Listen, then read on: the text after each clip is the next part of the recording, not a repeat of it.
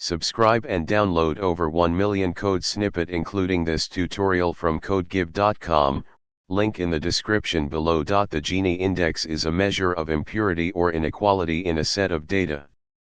It is commonly used in decision tree algorithms to evaluate the quality of a split.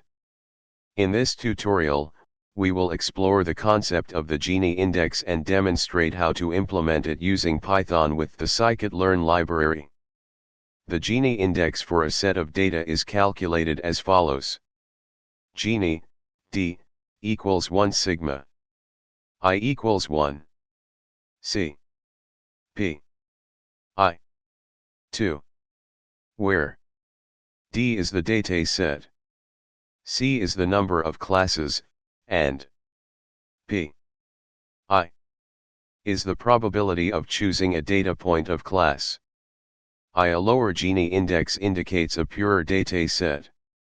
Let's create a simple Python script to calculate the Gini index using the scikit-learn library.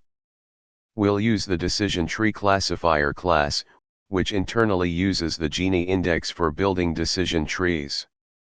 In this example, we use the iris dataset and split it into training and testing sets.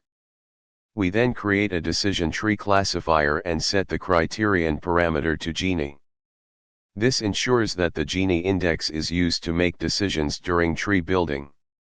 Finally, we evaluate the accuracy of the model on the test set.